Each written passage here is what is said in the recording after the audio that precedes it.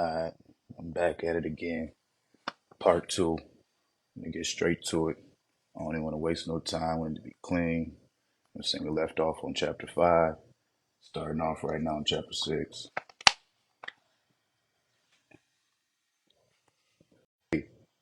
Complete confidence and belief. And today, I do feel more better, more less nervous, more confident.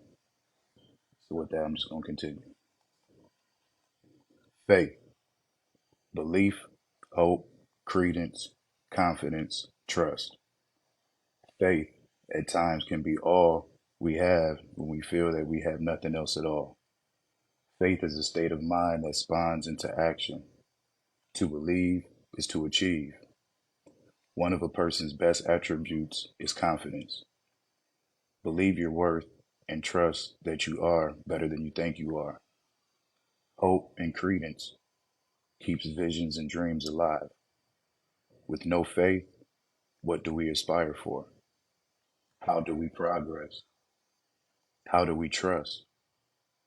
When do we begin? Where does it end? Without faith, our life is immobile. Some look at faith and can't understand its process. They find it difficult to believe in something that provides little. They find it difficult to believe in something that provides little to no evidence of existence or possibility. I personally believe this is part of the reason why the word faith is correlated with religion. I won't get into all of that though. For me, faith has got me through many circumstances, some good and some bad. Having faith didn't assure me any particular type of outcome, but it did build confidence and help eliminate fears, which eased my mind during the process. Here are some examples of circumstances in my life where I exercised faith to cope with or progress with. Sorry. Here are some examples of circumstances in my life where I exercise faith to cope with or progress through the situation. Some good. Here's an event. Here's the credence to it. I'll share. Communicating with my higher power through prayer. I'm faithful that my prayers will be answered by a power greater than my own. Competing in recreational activities. Confidence that I could lead my team to victory. Entering a job interview. Believing that I possess the skills and knowledge to earn the position. Comforting a family member hospitalized with health problems. Hopeful that they will overcome the illness and regain their health. Surrendering to a better life on earth. Trusting myself to make positive and healthy decisions. Also, I use faith for some bad situations. The event, the credence to it, I'll share. Selling drugs. Faithful that the transaction will exclude complications. Performing robberies. Confident that I am able to get in and out flawlessly.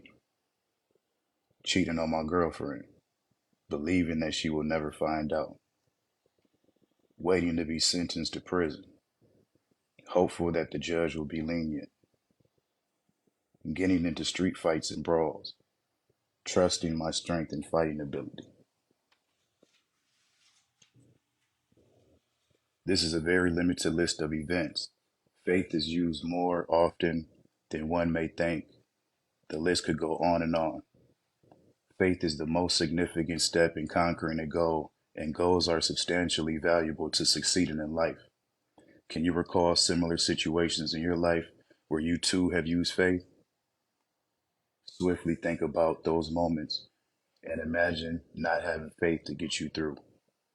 My guess is that without faith, you would have disengaged from the situation and never attempted defeat in the first place.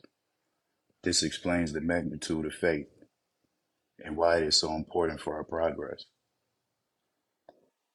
I believe we're all put on earth with the purpose, and I have faith that all of us with hopes of achieving greatness will, in fact, do so. Success starts with us trusting ourselves as we also put faith in others to indeed rise above limitless heights. Believe the unbelievable. Good looking out, bro. I'm just trying something, try and get it off my chest, get it out there.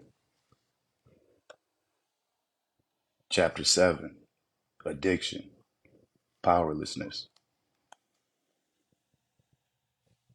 An addiction is a compulsive habit in which one becomes so excessively devoted to that all the power to control its indulgence is forfeited. The addict becomes powerless and defeated alongside the presence of the addiction.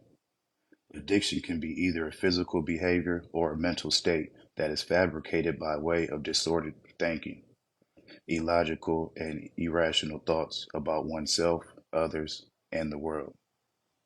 As our thinking becomes distorted, our consciousness adheres to addictive thinking patterns, self justification for addictive behavior, and mentality to appear sensible. It is then when we use tactics, tools, skills, and strategy used to accomplish an end, to aid us in performing the habitual activity in which we are addicted to. If an addiction was an army, distortions, patterns, and tactics would be its biggest alliances. For one to prevail over an addiction, these allies must first be distinguished amid their camouflage and then be vanquished. Addiction hardly ever originates as an identical condition. Oh, sorry, as a as an identifiable condition. It is when the habit becomes unmanageable is it then determined as an addiction. One person's addiction may not be the same issue for another. The only way to triumph against an addiction is abstinence. Once a person is addicted, it is nearly impossible for the addict to continue the addictive habit in moderation. As addicts, there is no moderation. It's either we are or we aren't.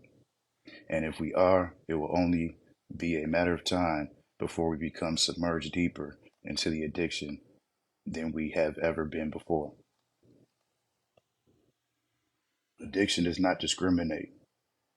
Anyone at any time could become addicted to anything. Addiction extends an open invitation and equal opportunity to all. This is why pinpointing the addiction and then abstaining from it is so important to our well being. For an addict in recovery, to return to their addiction is referred to as a relapse. A relapse is always a possibility in spite of how long we have been abstinent from something. To relapse doesn't equal defeat. You may have lost a battle, but the war against addiction is perpetual. While in recovery, we are exposed to extreme vulnerability amongst even the slightest trigger. Something outside of you, such as people, places, objects, or situations that put you at risk for relapse. Or urge, something inside of you, such as a belief, emotion, attitude, or a reaction to a situation that puts you at risk for relapse. These two components are also allies of addiction and can be avoided by first being recognized. The story on addiction is my story on it. My story on addiction is based off the three that shattered my life the most: chemical use, gambling, and criminal thinking. There was a stretch of my life where I was so committed to these addictions, nothing else in my world was of any importance. All of my healthy MVPs went straight out the window.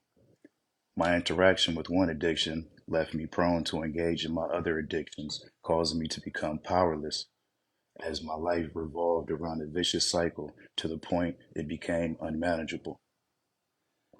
I was first acquainted with drugs and alcohol by an old friend that lived a few houses down from my grandparents' house.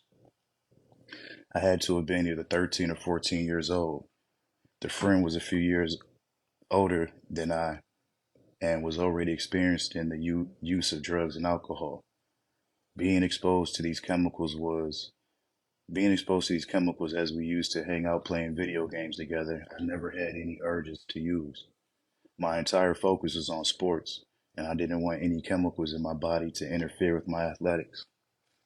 Plus, I wouldn't dare return to my grandparents' home high or drunk, especially not after everything they taught me and the expectations of responsibility they held me to. One day, all that changed as I made the decision to try my first hit of weed and my first swig of booze. This didn't happen by coincidence. Nope. First, I had to assure myself through my thoughts that this was something I really wanted to do. This is where my thinking distortions came in at. The thinking distortion I used was overgeneralization. I told myself, hey, everyone else is doing it. It can't be that bad. My friend does it, and everything in his life seems to be fine. I also use minimization to minimize the situation by saying, what will it hurt just to give it a try? It's only a little weed, a little liquor. Next, my addictive thinking patterns kicked in. At the time, I was seeking pleasure and excitement first. I put aside my original MVPs to relish in my own self gratification without any regards to the possible consequences.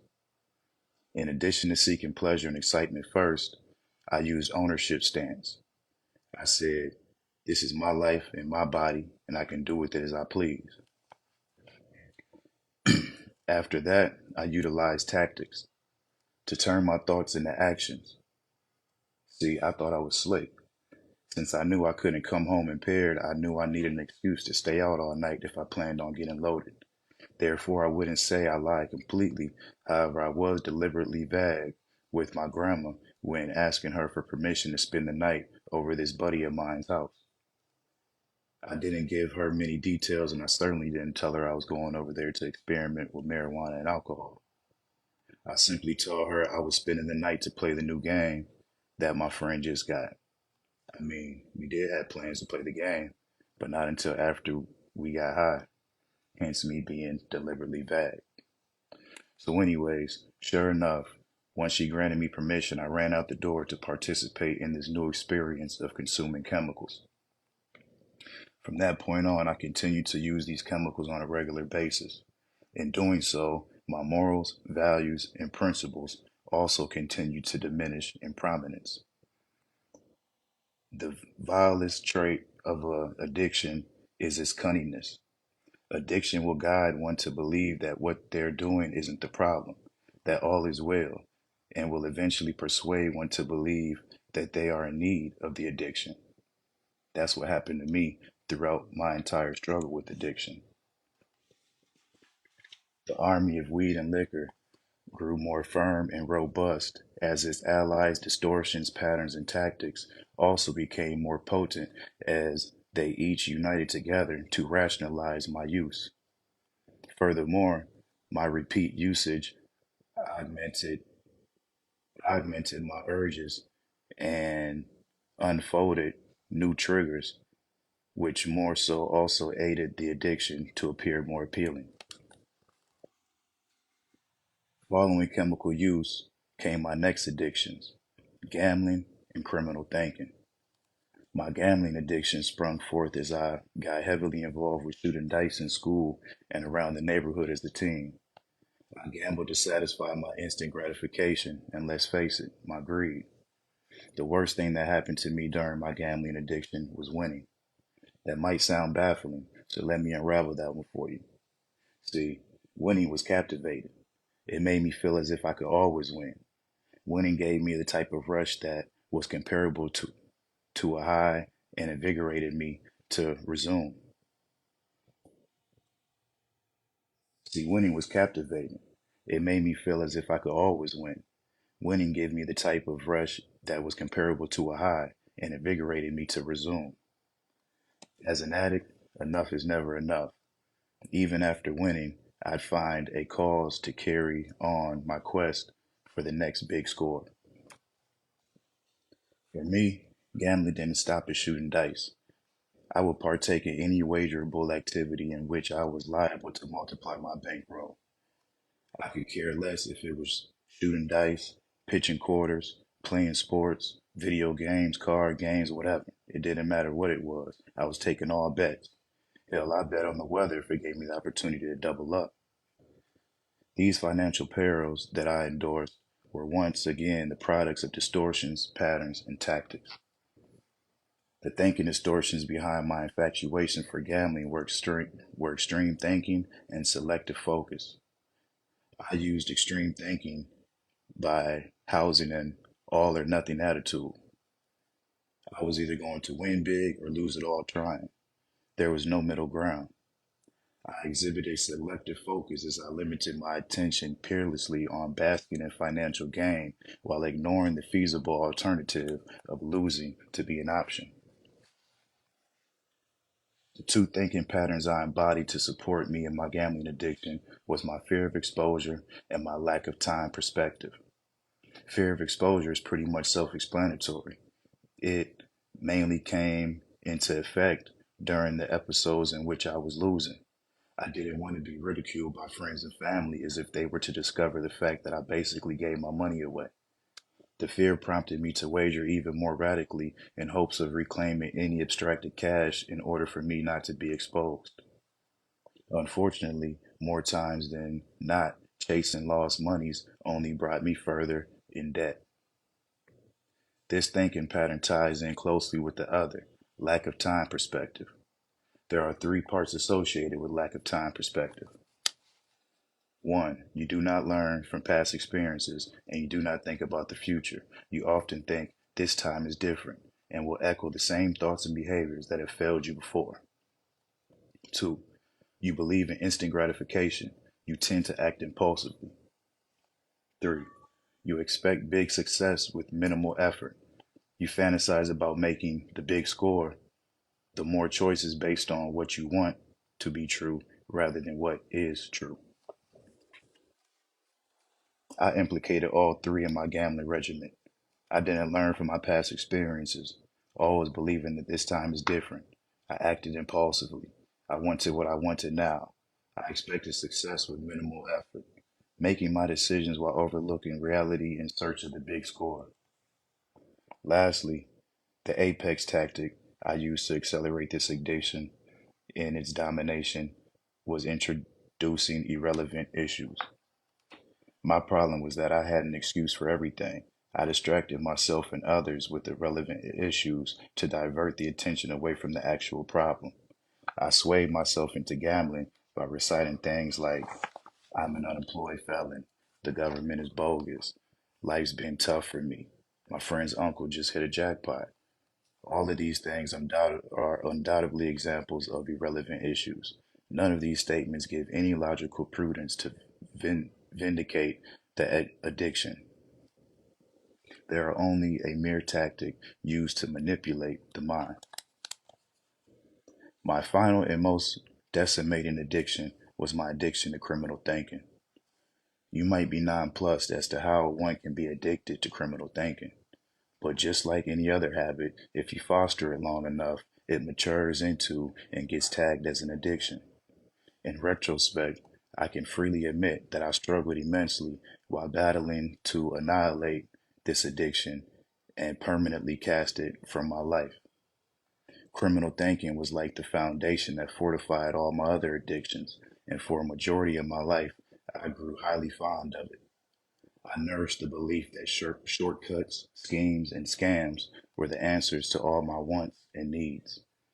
As I look back on the extensive roller coaster I was guilty of exploiting nearly every single distortion, pattern, and tactic in the book. The more crimes I committed, the more natural it felt to commit more. My protrude psyche was the makings of, oh, is that protrude? Protrude. I don't know. It's like I do know the word for real because I was looking it up, studying a lot, but sometimes I don't know how to pronounce it or say it that good. Okay. My putrid, my putrid, my putrid psyche was the makings of closed thinking. Basically, just a bad mind state. Just another word I found in the source. So got to keep it real. All right. My Patrice psyche was the makings of closed thinking. I had my beliefs, and no one was going to convince me otherwise. I didn't trust, or for that matter, even want to hear any new information outside of my own. I thought I had all the answers. Wrong. I was a victim of my own stubbornness. I was the one in my own way. It didn't matter how many times I got arrested or almost got killed by committing crimes, I still continued to have at it, not paying the consequences any mind. My old way of criminal thinking can be compared to me driving down a clearly labeled dead end road in hopes of a non existent outlet to be on the other end. Picture this: I'm speeding down the road with several lanes. On my right side is a sign that reads, "Warning, dead end ahead." I lighted completely, keeping my top speed. Soon after comes another sign. It reads the same as the last. "Warning, dead end ahead." Once again, I ignore it and zoom along. This time I switch lanes, foolishly thinking this may help me avoid the dead end, but it doesn't. Despite the lane I choose, I was still going down the same road, in which all lanes projected to the same dead end. So here I go, recklessly speeding down the road, switching from lane to lane, disregarding every dead end warning sign.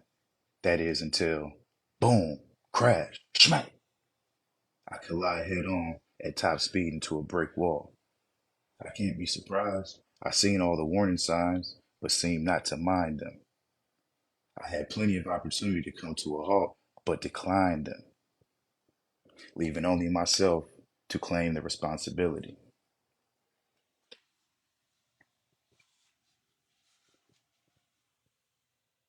Just rolling down different lanes, still the same road.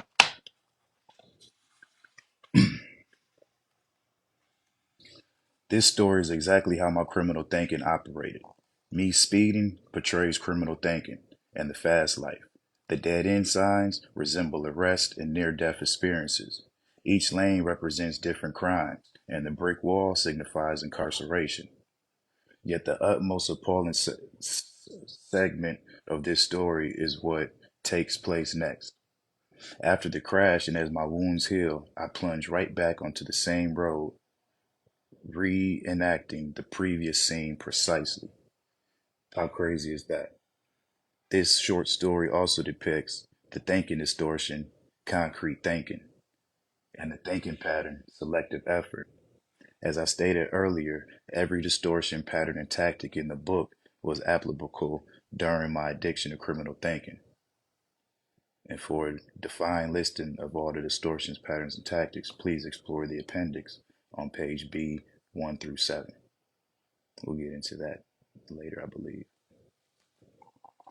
But right now, we'll keep reading. Now, I want to get into how I became powerlessness over these three primary addictions and how my life became unmanageable as an aftermath. Recalling my lifestyle in hindsight, I can lucidly envision the impact my habits caused. For starters, my chemical use became troublesome as my use merged from occasionally using small, subtle amounts of weed and alcohol in a very discreet manner to consuming an abundance of chemicals in a nonchalant way. The first indication that my chemical use ripened into a full addiction was when I began to use more compulsively while taking unnecessary risks in order to do so. My usage quickly sprouted from maybe 2, 3 times a month to me using every time I had a chance. No longer was I scared to go home high in fear of being caught by my grandparents. I risked losing their trust and receiving a harsh punishment as I would boldly walk into the house, avoid eye contact, and head straight to my room high as a kite. After getting away with that a few times, I then upped the ante. In addition to using with my friend down the street, I started purchasing my own stashes of weed and liquor to use independently.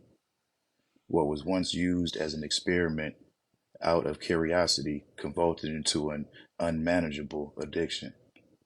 My triggers and urges were escalating and multiplying by the minute. Anytime I was around weed, I was sure to take a puff. Same with alcohol. If I saw it, I wanted a shot. Even the thought of being high or drunk brought me a euphoric urge to use. Chemicals were a part of my daily routine and only got more perplexed over time. The risks I was taking to satisfy my cravings were totally asinine. In the beginning, I spent an innumerable amount of hours outside of my grandparents' garage, hiding my habits from the others around me. Surviving without being detected compelled me to further my escapades to go as far as drinking and smoking in the basement of the house while my grandparents were home. As my level of consumption inclined, so did my level of powerlessness. I soon found myself using just to use. I had no concern as to when or where it went down as long as it happened. No excuses, rationalizations, or justifications necessary. I can remember early mornings rushing to my bus stop ahead of schedule to warrant enough time to light up a pre-twisted joint and guzzle down liquor disguised inside a soda bottle so I could revel in an intense buzz before starting my school day. Throughout the day, in between classes, I would scramble to my locker to return to my liquor-filled soda bottle as I had no control over my urges. School was actually the first place I got busted for using. Luckily for me, it wasn't during school hours and my grandparents weren't notified. It was after school before a basketball game. Besides my obnoxious behavior and my eyes being bloodshot red, my coach smelled the alcohol on my breath and the stench of marijuana coming off my clothes. He didn't even bother to let me suit up. Instead, he forced me to sit in the stands during a home game that I was slated to start in. So what did I do? Duh, I left and rolled up another joint. It didn't even occur to me at the moment that I was willing to give up something I loved so much as basketball, all because my lack of power and control over drugs and alcohol. All right, for sure, bro. Without the structure of organized sports in my life, I began to embark upon my other love, money. Gambling came to be my main source of income. I prided myself as one of the best dice shooters I knew and was on standby to demonstrate my talents whenever versus whoever. I quickly found out about the inconsistent merit of gambling. Not every day was I a winner, often losing everything I had. Other days I couldn't even find a worthwhile game to be a part of, leaving my pockets at a standstill. In need of a steady cash flow to fund my addictions, I turned to illegal activity and crime as a resort. Selling weed was my first perilous venture. I figured I could sell enough weed to cover for the amount that I was using, and any other profits would basically be a bonus. In my criminal mind, this idea was brilliant. So I grabbed my first pack, bagged it up in $5 and $10 sacks, and was on my way. Always being sure to set a few bags to the side so that I could treat myself once I reached my break even mark. The first couple rotations, everything went perfect. I was technically smoking free weed and was helping other stoners around me get high as well. Business was booming. First time customers became regulars, and those regulars brought reliable referrals. The demand for my product began to outmatch my supply. Now the bags I had set aside had to be sold to keep up with clients' needs. For me, this was no problem. All I had to do was go re up with my supplier that evening and do it all again the next day. Everything was cool until I ran into my first drought. I was fine with maybe waiting until until after dinner at the latest to meet up with my guy, grab a fresh pack, and burn my next blunt. But being told the supply was dry without knowledge of knowing when the next shipment would be received was a serious issue. Not only was my addiction kicking my butt, my reputation and credibility was on the line. I had clients to tend to that were going to be in need of their daily dose, and I felt a sense of responsibility to make sure they got just that. On the other end of the spectrum, I believe I believed in consistency, and I didn't want to rush into anything new right away. I chose to stay loyal to my supplier and rode the dry spell out. As the ball got back rolling and more money was being exchanged, I decided to purchase a gun to protect me and my possessions. I probably really didn't get it, the gun, because I thought it was cool. Wait, okay, sorry. As the ball got back rolling and more money was being exchanged, I decided to purchase a new gun to protect me and my possessions. I probably really got it because I thought it was cool. At age 14, I didn't know anyone my age that had a gun. I thought I was hot stuff and kept it with me wherever I went. Life went on, and after noticing that I was making a lot of buys on a regular basis, my supplier asked me, "Why don't you invest in a larger quantity?" He went on to tell me that not only will this option save me trips from going to see him, it will also make me more money in the long run. From the outside looking in, one would think I was netting a small fortune with all the sales I was making, but in reality, I was smoking a majority of my profits, and with the rest of the revenue, I was buying bottles and purchasing high end fashion and accessories while being accustomed to the typical, flashy, fast paced lifestyle of a drug dealer. I played it cool with this question and told him, maybe on the next one. Heartbreakingly for me, there wasn't a next one. Somehow my guy disappeared and we never got back in contact. So there I was, business booming with no product in hand. I couldn't afford to wait for my original supplier to miraculously pop out of nowhere, so I journeyed off into the open market to find a replacement. This wasn't easy. My connect and I had such a great relationship, he was giving me deals that no one else could even come close to. In the middle of networking to find a new source, I got a call from my buddy, DH. DH, what's up, bro? Did you score any buds yet? Me, nah, not yet, still looking. DH, you still got that gun though, right? Me, yeah, of course. Why, what's up? DH, well, I know a dealer with some good stuff that you could rob if you was down for it. At that point, I had never robbed nobody before, but desperate times call for desperate measures. Me, what all would I have to do? DH, nothing really. It'll be simple. I set it up, and all you got to do is meet him wherever you want. Then you do what you do from there. I was a bit apprehensive at first. It almost sounded too good to be true. Plus, who knows? What if this dealer guy had a gun too? I wasn't interested in getting into a shootout over a little bit of weed. This was no time for nerves, though. My phone was ringing off the hook, and I wasn't going to let this dry spell lose me any more customers. Me. All right, man. I'll give it a shot. Tell him to meet me behind the pizza parlor by the old gas station. DH. Okay, cool. I got you. I'll call you back when he's out there.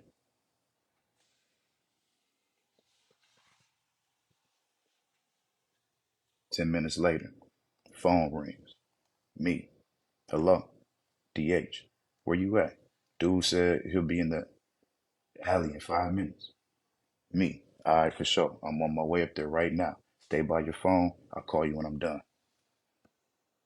Well, there goes nothing, I tell myself, walking down the alley, about 50 paces away from the black SUV idling directly behind the pizza parlor.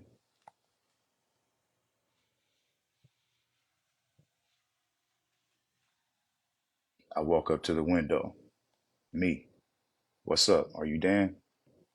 Dan. Yeah. Me. I'm DH's boy. Dan. Okay, cool. Hop in. I went to get into the passenger side, but it was already occupied by one of Dan's associates, so I jumped into the back seat instead. Me. So how that green look? Dan. Here, take a look for yourself.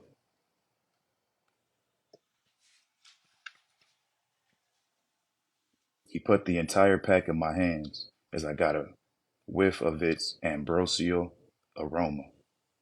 I felt my adrenaline rushing as my heart beat profusely. It was now or never. I pulled my gun out, cocked it back, and put it to Dan's head. Me. Put your hands on the steering wheel and don't move.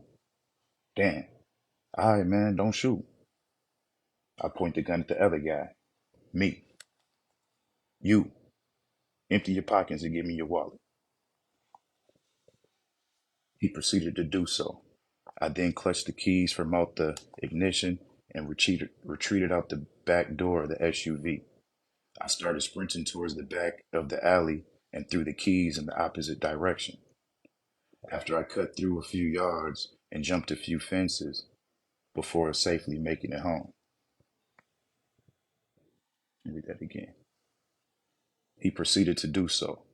I then clutched the keys out from the ignition and retreated out the back door of the SUV. I started sprinting towards the end of the alley and threw the keys in the opposite direction. After that, I cut through a few yards and jumped a few fences before safely making it home. Before I could even settle in, I get a phone call. It was DH.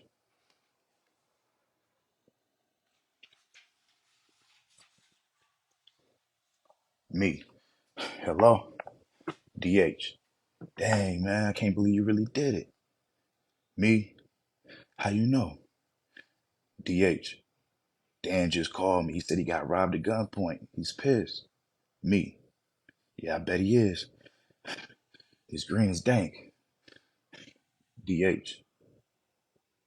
Well, what's up? You gonna smoke one with me? Me. For sure. You gotta come by the crib, though. The block is hot right now. I'll be outside in the garage. Bring a blunt.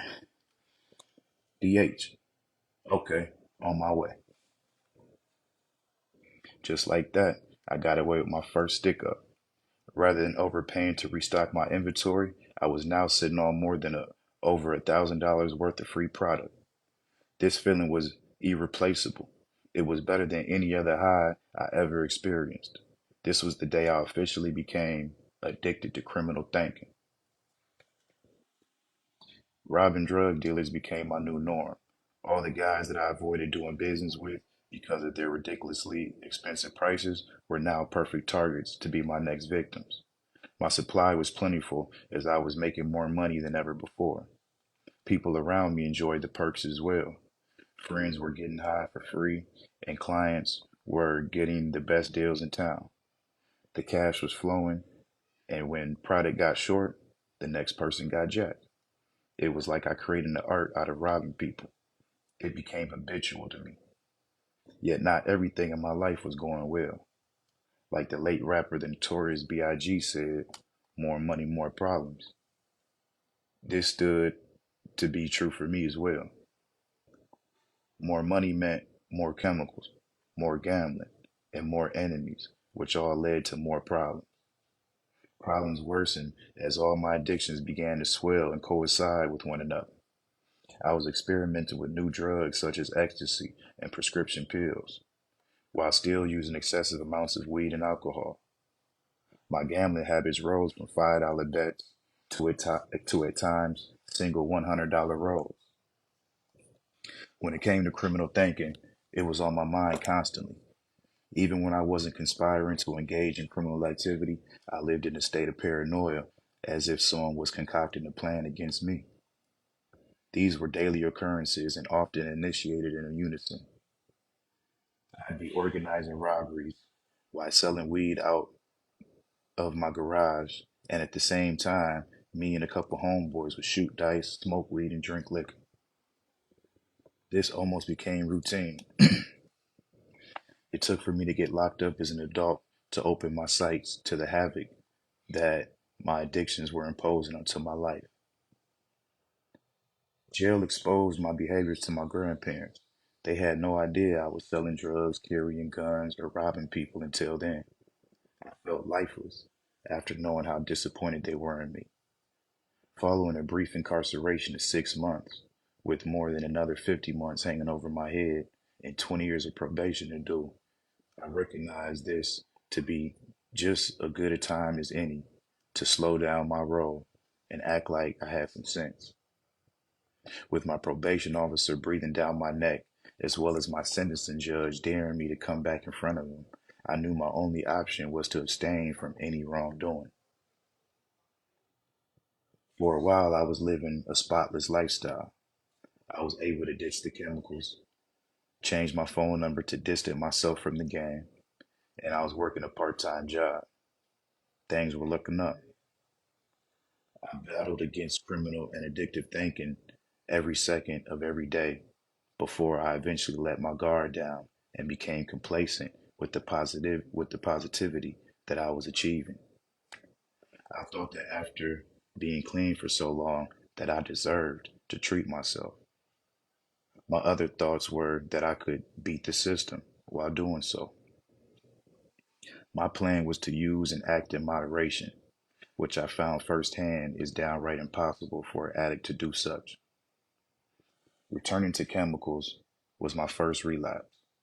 The idea was to have one or two drinks to be sociable, but that idea lasted about as long as the two drinks did, at all. Soon enough, I was chugging straight out the bottle. Along with the alcohol, I dabbled in the ecstasy and prescription pills again. I would particularly, I would particularly, damn, I can't talk like that. I would particularly, I would particularly, is that how, sorry. I would particularly use these substances because of their rate of metabolism, which either take more than 7 days to release from the body.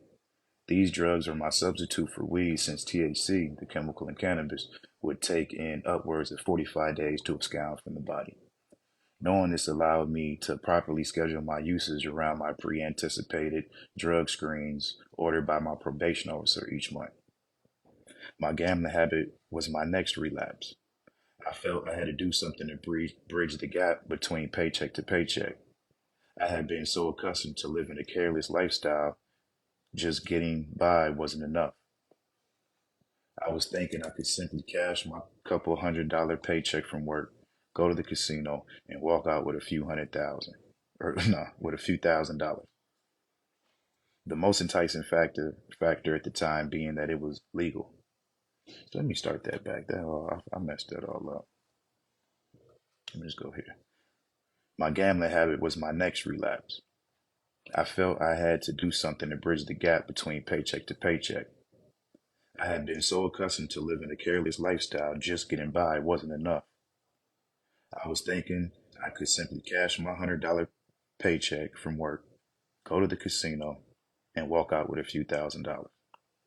The most enticing factor at the time being that it was all legal. I thought the casino was going to be my legit alternative to robbing people. However, leaving the casino ahead a few thousand is much easier said than done. There were ample amounts of times I lost my whole check after announcing I would only risk a fraction of it. Pure greed and addiction kept me glued to the tables while pulling out more money and more money. Looking back as I see it now, I'd accuse gambling of being the ringleader of all my addictions. Rekindling my gambling habit while living paycheck to paycheck wasn't the best thing for me to do. I had still possessed that extreme all or nothing mentality, albeit this time I didn't have a pile of weed or phone full of contacts to turn upon if I were to lose. I played with so much emotion while at the card tables, there were times where a drink felt almost mandatory to relinquish my intensity. Winning or losing, the drugs and alcohol were there. Whether I was celebrating a bountiful victory or coping with the draining loss, the chemicals remained a consistent. The chemicals remained a constant. The worst was losing my money with no drug to submerge myself into afterwards to alleviate the agony. On top of that, having to wait for my next paycheck before I can give it another go. After this sequence repeated itself for several weekends in a row, I took the risk of slipping back into selling drugs again alongside of working my job. I knew that this time around I had to be more cautious than ever, knowing that even a baggie of crumbs would for sure put me back behind bars. Not everybody got the call that I was back on. I chose a few people that I knew would spend enough money at a time to make each transaction seem worthwhile. I wasn't getting rich or anything, but I was comfortably collecting a modest sum of cash every other day or so. My advantage was that I wasn't smoking, so I kept my amounts whole and made every dollar it was worth. The disadvantage was with every move I made, I would bring the profits back to the blackjack table. Up, down, back and forth, back and forth. This plight trounced me into a blithering ruin. I think I can speak for anyone who has ever been addicted to something when I say the motivation that pushes us to act on our habits is the remembrance of the good times and the pursuit to recapture that moment. Even though the ambiguous times may have outweighed the glorious ones for me, I continued to chase that liberating high that I thought to be happiness, of what I thought to be happiness. I didn't think about the times I lost entire paychecks for weeks on end, or when I lost the rent money that was due the next morning. Nope, I just thought of the good times, the excitement, the laughter, the couple $1,000s here and there. That that was my reason for returning, having faith that one day I would turn $100 into 100,000. Same went for my criminal thinking, the chemical use. I focused on the easy way out, the quick buck, and the ultimate high, rather than the cold, lonely nights in a jail cell, the disappointment in my grandparents' eyes,